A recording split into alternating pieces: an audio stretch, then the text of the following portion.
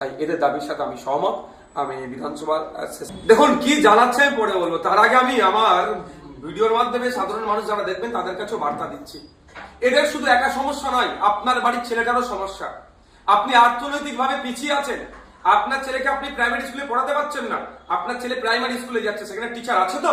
দেখছেন আপনারা কি সব ক্লাসটা ঠিকঠাক হয় তো, না মিড ডে মিল খেয়ে চলে আসে?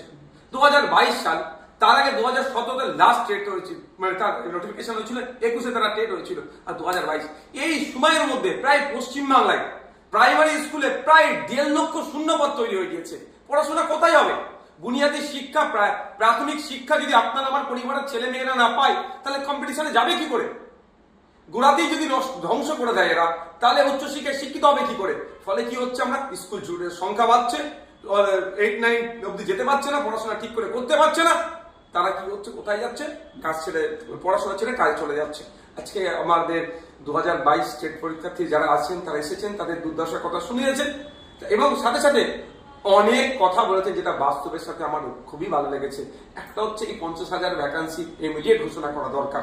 আমি এর পক্ষে, কারণ 1.5 লক্ষ মতো প্রায় শূন্য পদ আছে সমস্ত প্রাইমারি স্কুলগুলোতে, সেখানে 50,000 দিয়ে কিছুটা হলো যে ছেলেগুলো আপনার রাইট টু এডুকেশনের যে অধিকার থেকে বঞ্চিত হচ্ছে, কিছুটা হলো সুরাহা করা যায়। 1 নম্বর কথা, তাহলে 50,000 পরিবার বাঁচবে। এই 50,000 পরিবার বাঁচলে আরো 1 লক্ষ পরিবার উপকৃত হবে এদের দ্বারাই। তাহলে 1.5 লক্ষ পরিবার মানে প্রায় আপনার প্রায় 8 থেকে 10 লক্ষ মানুষ এই নিয়োগের ফলে উপকৃত হবে। প্রত্যক্ষ পরোক্ষ একটা দিক, অর্থনৈতিকভাবে উপকৃত হবে। দ্বিতীয় দিক হচ্ছে, এই 50,000 নিয়োগ করলে প্রাইমারি শিক্ষা ব্যবস্থা কিছুটা হলো যে ধ্বংসের দিকে যাচ্ছিল, এই টিচাররা কিছুটা হলো আটকাতে পারবে।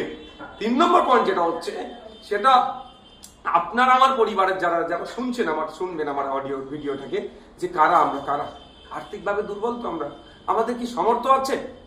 আমরা পশ্চিমবাংলায় 50% মানুষ সরাসরি কৃষিকাজের সাথে যুক্ত, আর ওই 50% মানুষের মাসিক গড় ইনকাম বিলো 8,000।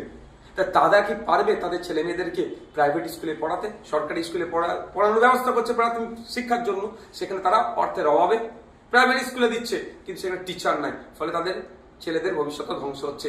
এই নিয়োগ হলে তাদের ছেলেদের যেমন ভবিষ্যৎগুলো ঠিকঠাক ভাবে এগোবে, প্রাইমারি শিক্ষাটা ঠিকঠাক ভাবে, দ্বিতীয়ত প্রায় 10 লক্ষ মানুষ পশ্চিমবাংলায় অর্থনৈতিকভাবে স্বাবলম্বী হবে। তাই এদের দাবির সাথে আমি সহমত।